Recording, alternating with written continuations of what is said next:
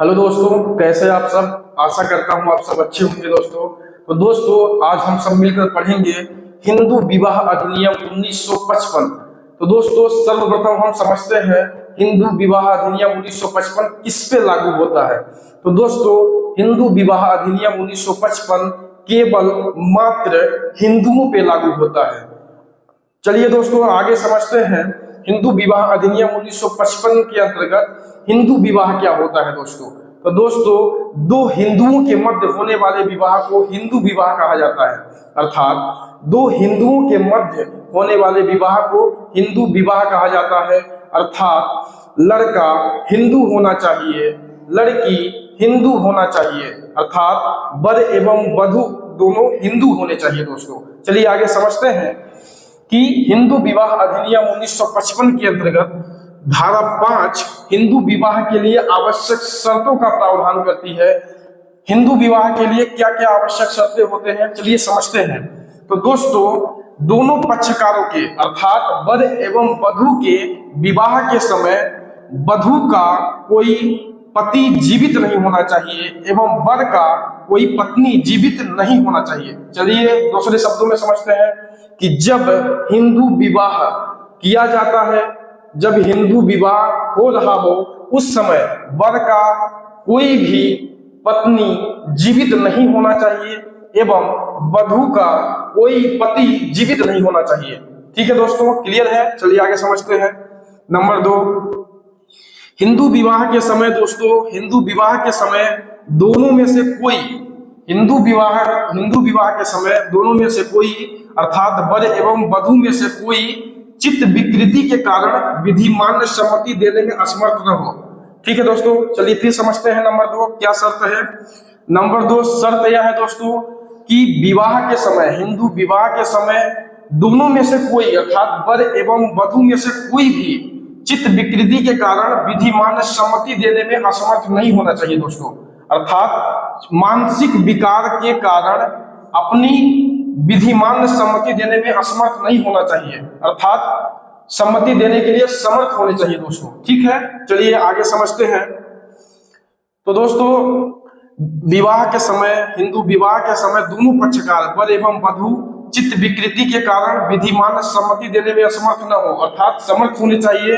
और दूसरा नंबर क्या है दोस्तों उसका शर्त, सम्मति देने में समर्थ होने पर भी इस प्रकार मानसिक विकार से ग्रस्त न हो कि विवाह एवं संतान उत्पत्ति में अयोग्य हो। ठीक है दोस्तों, तो दूसरी आवश्यक एवं जरूरी जो महत्वपूर्ण शर्त है वो ये है कि हिंदू विवाह के समय वर एवं वधू में से कोई ऐसा इस अवस्था में न हो कि मानसिक विकार के कारण चित्त विकृति के कारण अपना विधिमान सम्मति देने में असमर्थ हो। ठीक है दोस्तों, मतलब समर्थ होना चाहिए। और दूसरी खास बात यह है कि अगर सम्मति देने में वो समर्थ है फिर भी अगर सम्मति देने में समर्थ है उसके बाद भी इस प्रकार से मानसिक विकार से ग्रस्त न हो कि विवाह करने के लिए अर्थात विवाह करने के लिए और संतान उत्पत्ति करने के लिए अयोग्य न हो। ठीक है, पहली तो ये कि वर एवं वधू का विवाह के समय कोई पति पत्नी जीवित न हो। दूसरी महत्वपूर्ण बात यह है कि वर एवं वधू जब हिंदू विवाह कर रहे हो उस समय चित्त विकृति के कारण विधिमान सम्मति देने में असमर्थ न हो, मतलब समर्थ होना चाहिए। उसके बाद क्या होना चाहिए, सम्मति देने में अगर समर्थ है फिर भी सम्मति देने में समर्थ है फिर भी इस प्रकार से मानसिक विकार से ग्रस्त नहीं होने चाहिए कि विवाह और संतान उत्पत्ति करने में अयोग्य हो। अर्थात अगर वो विधिमान सम्मति दे सकते हैं फिर भी विवाह एवं संतान उत्पत्ति करने में अयोग्य है तो भी विवाह की शर्तें पूरी नहीं होती हैं दोस्तों। अर्थात उन चित्त विकृति के कारण विधिमान सम्मति देने में असमर्थ नहीं होने चाहिए और अगर सम्मति देने में समर्थ है फिर भी इस प्रकार से नहीं होने चाहिए कि विवाह करने के लिए और संतान उत्पत्ति करने के लिए अयोग्य हो। ठीक है दोस्तों, योग्य होने चाहिए विवाह करने के लिए और संतान उत्पत्ति करने के लिए योग्य होने चाहिए दोस्तों। ठीक है, चलिए समझते हैं आगे कि दोनों पक्षकार अर्थात वर एवं वधू को बार बार पागलपन का दौरा न पड़ता हो। अर्थात दोस्तों वर एवं वधु जो दोनों पक्षकार हैं उनको क्या पागलपन का बार बार दौरा न पड़ता हो दोस्तों। ठीक है, ये जो जो शर्तें हैं वो महत्वपूर्ण है दोस्तों। चलिए आगे समझते हैं क्या क्या हिंदू विवाह के लिए आवश्यक शर्तें हैं। 3 तो आपने समझ ही लिया होगा महत्वपूर्ण शर्तें जो है इसमें से कि दोनों पक्षकारों का विवाह के समय पति और पत्नी जीवित नहीं होने चाहिए। विवाह के समय दोनों में से कोई चित्त विकृति के कारण अपनी विधिमान सम्मति देने में असमर्थ नहीं होना चाहिए। अगर समर्थ है फिर भी अपनी चित्त विकृति के कारण, मानसिक विकार के कारण इस प्रकार से ग्रस्त न हो कि विवाह करने के लिए और संतान उत्पत्ति करने में अयोग्य हो जाए दोस्तों। और दोनों पक्षकार अर्थात वर एवं वधु को पागलपन का बार बार दौरा नहीं पड़ता हो दोस्तों। ठीक है, चलिए आगे समझते हैं कौन सी शर्तें हैं। वर ने 21 वर्ष एवं वधु ने 18 वर्ष की आयु विवाह के समय पूरी कर ली हो। अर्थात वर जो है वो 21 वर्ष एवं वधु जो है 18 वर्ष की आयु विवाह के समय पूरी कर ली हो, तभी हिंदू विवाह जो है दोस्तों वो वैध माना जाएगा। ठीक है दोस्तों, चलिए समझते हैं। वर ने 21 वर्ष की आयु पूरी कर ली हो और वधु ने 18 वर्ष की आयु पूरी कर ली हो, तभी जो है हिंदू विवाह के अंतर्गत जो विवाह है वो वैध माना जाएगा दोस्तों। चलिए आगे समझते हैं। चौथी शर्त समझते हैं दोस्तों कि जब तक दोनों में से प्रत्येक को शासित करने वाली रूढ़ी जो है अथवा प्रथा से उन दोनों के बीच विवाह को मान्यता अनुज्ञात न हो, तब तक पक्षकार प्रतिसिद्ध नातेदारी की डिग्री के भीतर विवाह नहीं कर सकते। चलिए इसका मतलब क्या होता है, चौथी शर्त क्या है, चलिए समझते हैं। देखिए दोस्तों, जब तक दोनों में से प्रत्येक को शासित करने वाली रूढ़ी अथवा प्रथा से उन दोनों के बीच विवाह को मान्यता न हो, तब तक पक्षकार प्रतिसिद्ध नातेदारी की डिग्री के भीतर विवाह नहीं कर सकते। चलिए इसका मतलब सरल शब्दों में समझते हैं कि दोस्तों जब तक दोनों अर्थात वर एवं वधु में से वधु को या वर को, वर एवं वधु में से वर को या वधु को, ठीक है चलिए समझते हैं। जब तक दोनों में से प्रत्येक को अर्थात वर एवं वधु में से दोनों को, ठीक है, वर को भी और वधु को भी शासित करने वाली जो रूढ़ी है, वर एवं वधु को, समझ गए, वर एवं वधु में से दोनों को, ठीक है, शासित करने वाली जो रूढ़ी है या प्रथा है। ठीक है दोस्तों, अगर रूढ़ी एवं प्रथा के द्वारा अगर उन्हें मान्यता मिलती है तो विवाह कर सकते हैं दोस्तों। चलिए फिर से समझते हैं क्या होता है चौथी शर्तें क्या है हिंदू विवाह करने के लिए।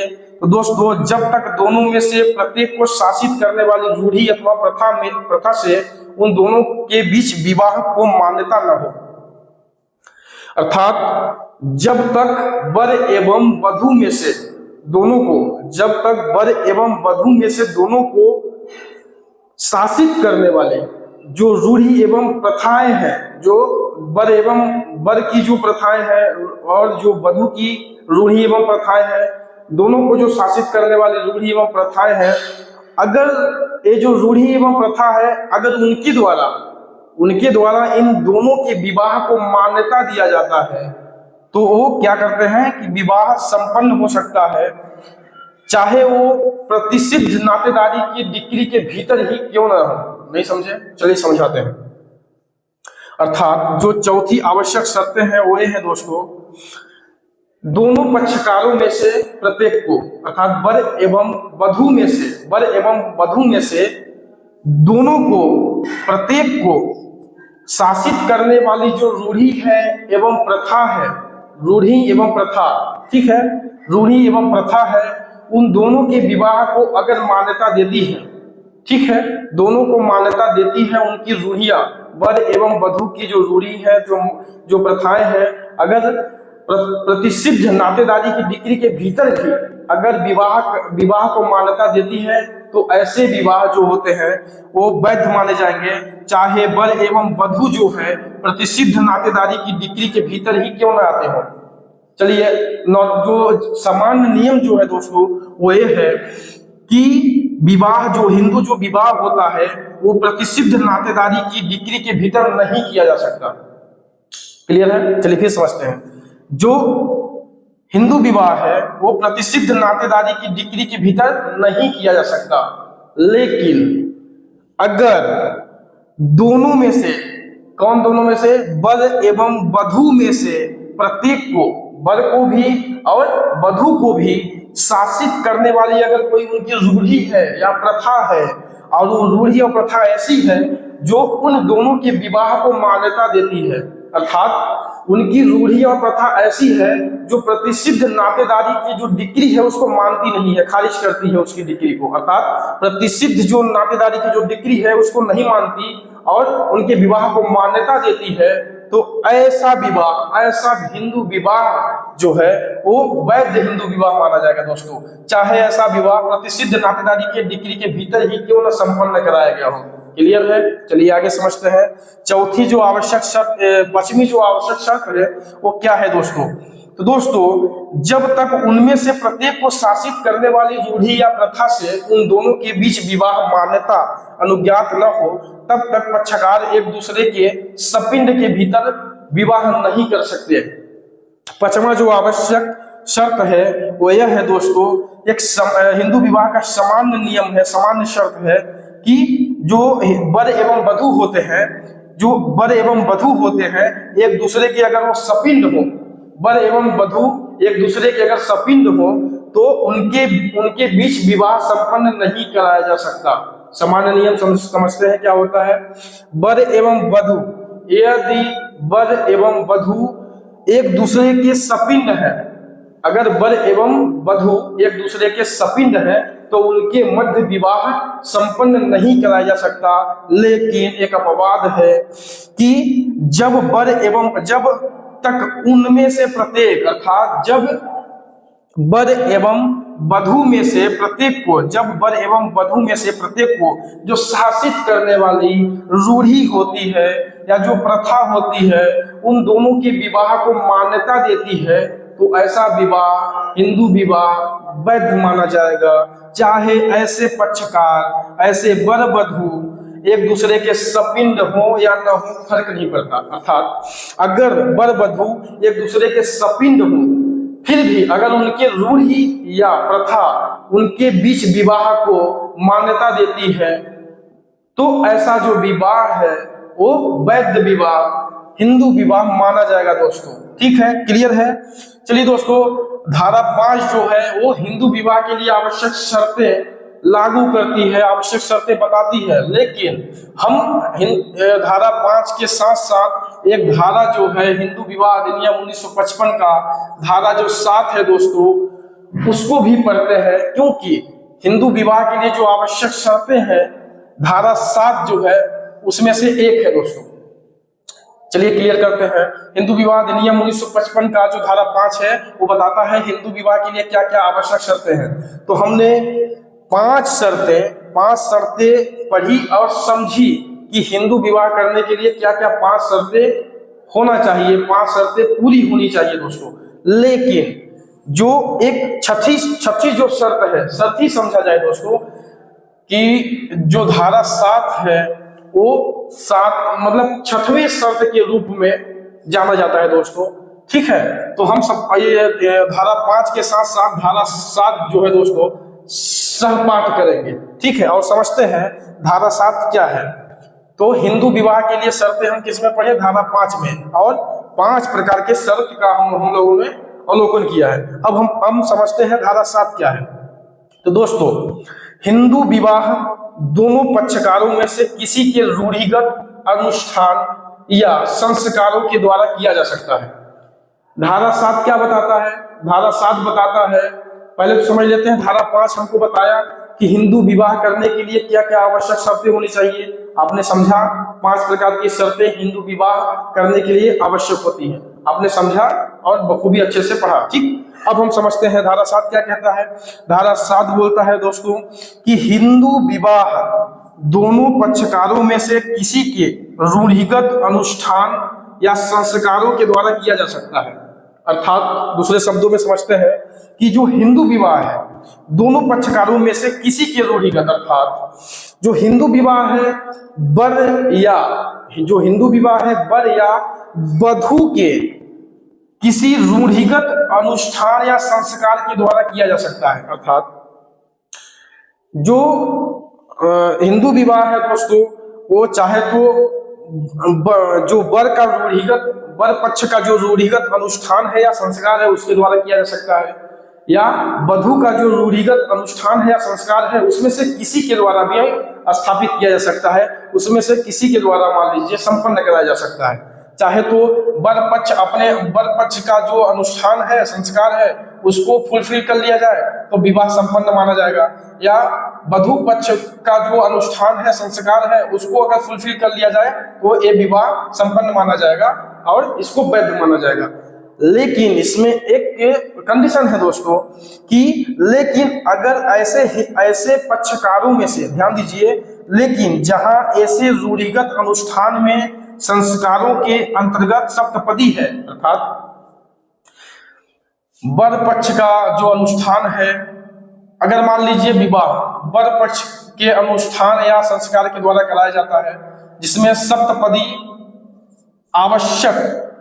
आवश्यक शर्त है, मतलब 7 फेरा लेना जरूरी होता है, या वधू पक्ष के अनुष्ठान या संस्कार के द्वारा विवाह संपन्न कराया जाता है, तो उसमें भी अगर सप्तपदी लेना, 7 फेरा लेना आवश्यक शर्त है, 7 फेरा लिया जाता है उनके अनुष्ठान और संस्कार के द्वारा, तो दोस्तों रूढ़िगत अनुष्ठान संस्कारों के अंतर्गत अगर सप्तपदी है, देखिए विवाह अगर 2 पक्षकारों में अर्थात वर वधू का विवाह कराया जा रहा है, अगर विवाह जो संपन्न कराया जा रहा है वो ऐसे अनुष्ठान और संस्कार के द्वारा कराया जा रहा है जिसमें 7 फेरा लेना जरूरी है, ठीक है, 7 फेरा लेना जरूरी है, तो वहां सप्तपदी के अर्थात 7 फेरा पूरा होने पर ही विवाह पूरा और बाध्यकारी होता है, ठीक है, अन्यथा क्या होता है, अवैध विवाह होगा, ठीक है। अगर विवाह का जो अनुष्ठान है, विवाह का जो संस्कार है उसमें 7 फेरा लेना आवश्यक है, तो ऐसी स्थिति में 7 फेरा जब समाप्त होता है तब विवाह वैध माना जाता है, अदरवाइज विवाह जो है अवैध है दोस्तों। तो अब आप समझ ही गए होंगे कि जो हम धारा 5 के साथ साथ सहपठित धारा 7 के ऊपर है, ठीक है, क्लियर है कि हिंदू विवाह अधिनियम 1955 की जो धारा है दोस्तों वो बताती है, धारा जो 5 है वो बताती है हिंदू विवाह के लिए आवश्यक शर्त क्या होनी चाहिए दोस्तों। हिंदू विवाह के लिए आवश्यक शर्त क्या होना चाहिए, उतनी ही महत्वपूर्ण एवं जरूरी धारा 7 है, जो इनके साथ पढ़ने में कोई हर्ज नहीं है, बल्कि इनके साथ पढ़ने में अगर हम पढ़ेंगे तो समझने में थोड़ा सरल हो जाएगा, क्योंकि धारा 5 हिंदू विवाह के लिए शर्त बताती है, वही एक शर्त के रूप में धारा 7 भी है दोस्तों। अगर सप्तपदी का परिपालन नहीं किया गया है दोस्तों तो ऐसा विवाह अवैध होगा। क्लियर है दोस्तों? चलिए आज इतना ही दोस्तों, धन्यवाद।